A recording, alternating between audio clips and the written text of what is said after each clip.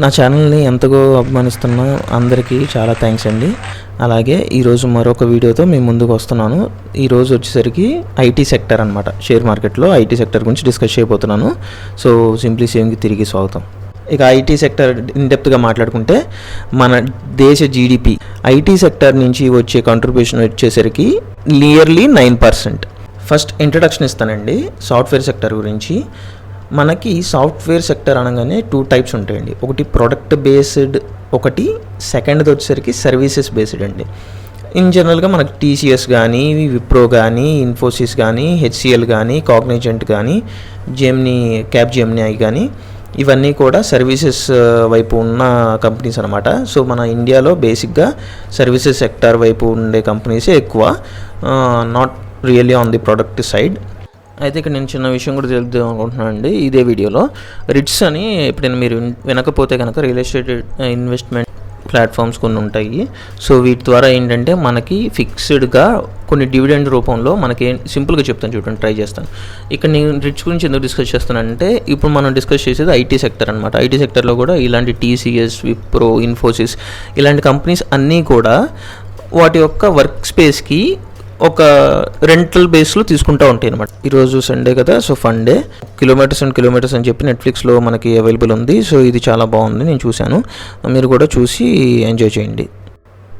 Next ఇంకా మన అసలు విషయానికి వచ్చేస్తే మనం ఇప్పుడు కంపెనీస్ యొక్క స్టేట్మెంట్ ఎలా లేదా ఏ కంపెనీని ఎలా అనాలిసిస్ చేయాలి అన్న దాంట్లో ఐటీ సెక్టర్ దాకా వచ్చాం కదా. సో ఇప్పుడు ఐటీ సెక్టర్లో మిగతా సెక్టర్స్లో ఎలా అయితే మనం revenue statement, profit and loss statement చూస్తాము, క్యాష్ ఫ్లో స్టేట్మెంట్ చూస్తాము, ఐటీ సెక్టర్కి వచ్చేసరికి బుక్ వాల్యూ చూడకూడదండి. బుక్ వాల్యూ వచ్చేసరికి ఇంటలెక్చువల్ ప్రాపర్టీ అనండి. వాళ్ళకి అంటే మనం లాగా పనిచేసే వ్యక్తులు ఎవరైతే ఉంటారో అక్కడ ఎంప్లాయీసే వాళ్ళకి బుక్ వాల్యూ కింద కౌంట్ అవుతుంది. కానీ బుక్ వాల్యూ ఎక్కువ ఉండాలి అని చెప్పి ఐటీ సెక్టర్కి ఎప్పుడూ చూడకూడదు.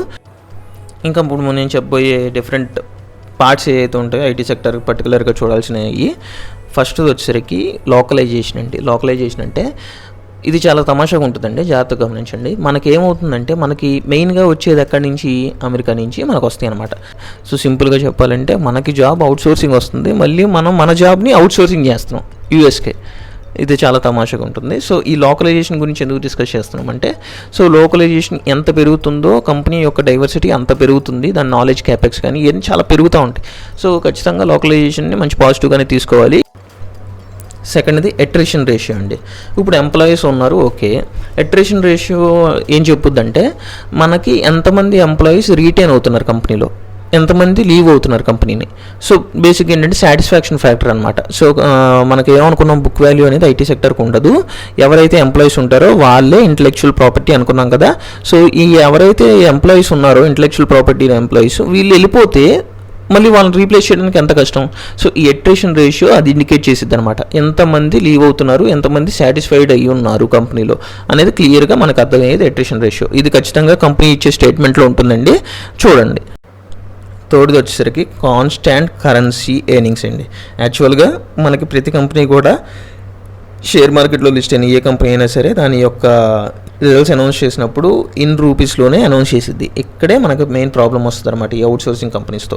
మనకి ఏమవుతుందంటే అవుట్సోర్సింగ్ కంపెనీస్లో మనకు వచ్చే రెవెన్యూస్ అనేవి డాలర్స్లో వస్తాయి. అవి కన్వర్ట్ చేసుకుని మనం రూపీస్లో మన యొక్క స్టేట్మెంట్ని రిలీజ్ చేయడం జరుగుద్ది.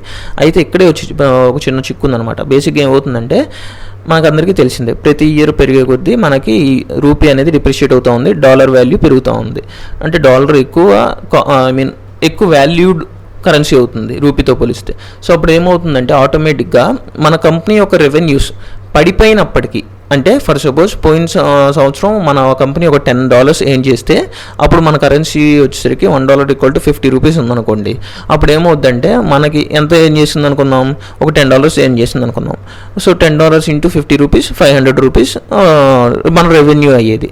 కానీ ఇప్పుడు ఏమవుతుంది, నెక్స్ట్ ఇయర్ వచ్చేసరికి మన సేమ్ కంపెనీ మనకి ఒక $5 ఏం చేసింది. అయితే ఈసారి conversion ratio dollar to rupee వచ్చేసరికి 100 రూపీస్ ఉందనుకుందాం.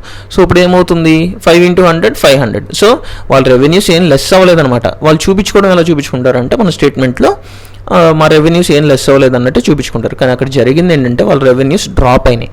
కరెన్సీ పెరగడం వల్ల కరెన్సీ కన్వర్షన్ వల్ల వాళ్ళకి హెల్ప్ఫుల్ అయ్యి రెవెన్యూస్లో ఎటువంటి డ్రాప్ కనపడలేదు. సో ఇది. ఇక ఫోర్త్ది వచ్చేసరికి client retention and proportion of clients, ఎంత ప్రపోర్షన్ వాళ్ళ యొక్క క్లయింట్స్ అనేవాళ్ళు 100+ మిలియన్ క్లబ్, ఇలా క్లబ్స్గా డివైడ్ చేస్తారండి జనరల్గా సర్వీసెస్ సెక్టర్లో. మనకి ఏమవుద్దంటే బిగ్గర్ క్లయింట్స్ ఉన్నారు అంటే ఆటోమేటిక్గా నెంబర్ ఆఫ్ బిగ్గర్ క్లయింట్స్ ఉన్నారు అంటే రెవెన్యూస్ ఎక్కువ వస్తాయి అన్నమాట. సో ఎంతమంది బిగ్గర్ క్లయింట్స్ ఉన్నారు ఏ కంపెనీకైనా అనేది ఒకటి చూడాలి. నెక్స్ట్ వచ్చేసరికి మన క్లయింట్స్ ఉంటేనే సరిపోదు అనమాట. ఆ క్లయింట్స్ ఎంతమంది రీటైన్ అవుతున్నారు, నెక్స్ట్ ఇయర్కి వచ్చేసరికి వాళ్ళు ఏం డ్రాప్ అవ్వట్లేదు కదా. బేసిక్గా ఎలా ఉంటుందంటే ఈ సాఫ్ట్వేర్ ఫీల్డ్ అంతా ఒక మెయిన్, ఫర్ సపోజ్ XYZ అనే కంపెనీ మన ఫర్ సపోజ్ HCL టెక్నాలజీస్ ఉంది.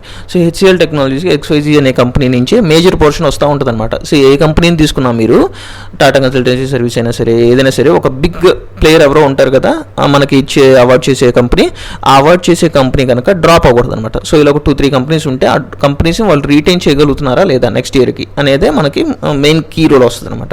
సో క్లయింట్స్ క్లబ్లోకి పెరగడం ఇంపార్టెంటే, అలాగే ఉన్న క్లయింట్స్ని కాపాడుకోవడం కూడా ఇంపార్టెంటే అనమాట. సో ఇది కూడా చూడాలి.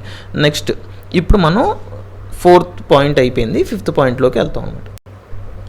Strategic alliance. మన 5th పాయింట్ వచ్చేసరికి స్ట్రాటజిక్ అలయన్స్ అండి. స్ట్రాటజిక్ అలయన్స్ అంటే ఏం లేదు, మన కంపెనీస్ ఏదైతే ఫర్ సపోజ్ TCS ఉంది, అలాగే ఇంకోటి విప్రో ఉంది, లేదా ఇన్ఫోసిస్ ఉంది. సో ఈ కంపెనీస్ లేదా ఒక వేరే మనకు తెలియని ఏదైనా సాఫ్ట్వేర్ కంపెనీ, ఇండియన్ కంపెనీ అవ్వచ్చు లేదా ఫారెన్ కంపెనీ అవ్వచ్చు, ఏదైనా ఒక కంపెనీతో కొలాబరేట్ అయ్యి వర్క్ కనుక చేసుకుంటే దాన్నే స్ట్రాటజిక్ అలయన్స్ అంటాం అనమాట. అసలు ఎందుకు కంబైన్ అవ్వాలి, ఎందుకు ఆ కంపెనీ చేసుకోవచ్చు కదా. సో బేసిక్ ఎలా ఉంటుందంటే అండి, 2+2 ఎప్పుడు కూడా 4 అవ్వాలని లేదు కదా, అవ్వాలి అని అంటారా, చెప్తాను చూడండి.